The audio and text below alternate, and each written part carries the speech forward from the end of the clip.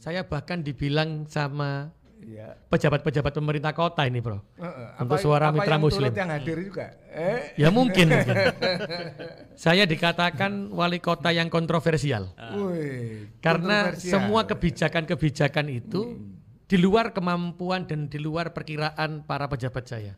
Misal.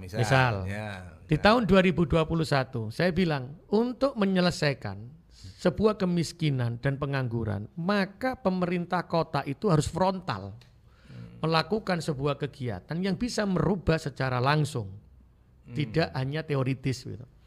Karena itu di tahun 2022 saya sampaikan, tahun 2021 saya coba, Prof. Saya bilang, ayo gerakkan ekonomi kerakyatan kota Surabaya. Bingung, sing digerakke opo gitu.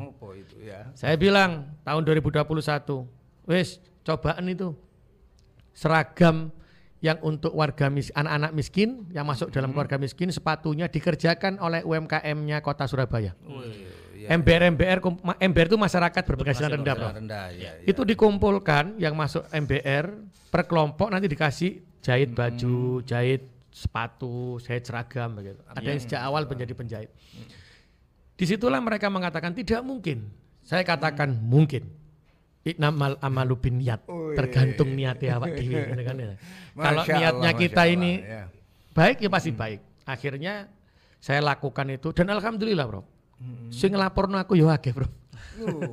Ini tidak sesuai dengan kudu dilelang kudu ini, tapi saya tetap kekeh bahwa itu adalah untuk kepentingan umat.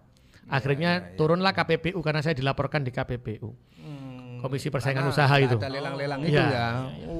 Saya sampaikan ini. KPPU karena kan biasanya seragam kayak ini dilelang di ini. Saya enggak terus gimana ya. Harusnya yang membeli adalah UMKM, yang jahit UMKM sehingga ada untung. Mereka kan bergerak gitu.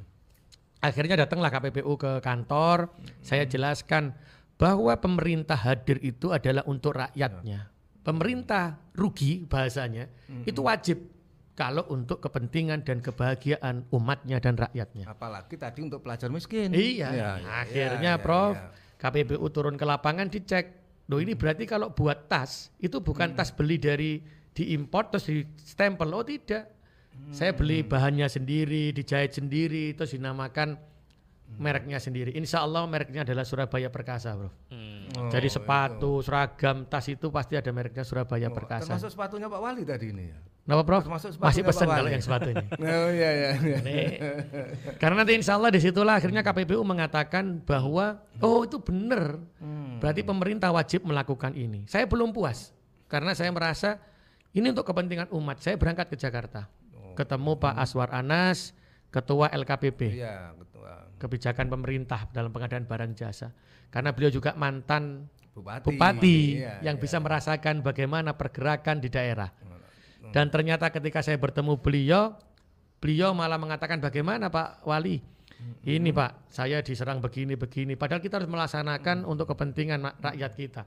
Ternyata Pak Aswar Anas memiliki cara berpikir yang sama dengan saya, persis. Akhirnya dituangkanlah dari pertemuan dengan Pak Aswar Anas itu dituangkan. Bahkan penuangannya sangat luar biasa. Ya, dituangkan dalam sebuah surat edaran 4 menteri. Setelah itu sekarang sudah menjadi Perpres tanggal 30 Maret. Itu bunyi di dalam Perpres itu bahwa 40% anggaran belanja barang jasa itu harus dikerjakan oleh UMKM dan koperasi. Alhamdulillah. Berarti tadi saya ngomong Prof, iknamal amalu bin niat. Lek niate awak dhewe ki apik pasti ono sing nulung, Prof. Nah, kalau saya enggak ada yang nulung perpresnya ya mungkin legrek saya akhirnya. Disitulah bunyi. Terus saya bilang lagi Pak, kalau harganya UMKM itu dibandingkan dengan perusahaan yang wis dadi yo kalah. Ternyata di dalam Perpres itu dibunyikan lagi.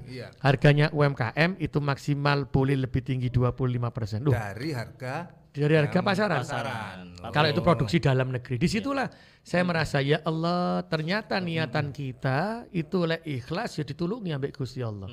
Dengan aturan ini. Bayangkan sekarang di Surabaya, kalau kita ini anggaran Surabaya anggap saja 5 triliun yang barang jasanya. Kalau kita 40%-nya, maka 2 triliun anggaran kota Surabaya bisa terserap oleh UMKM dan koperasi. Bayangkan kalau MBR tadi saya kumpulkan jadi satu menjadi bagian dari menyelesaikan barang jasa. Nopo kira-kira niki kemiskinane mboten saged kurang. Kan berkurang berarti anu riyo ngopi bareng iki.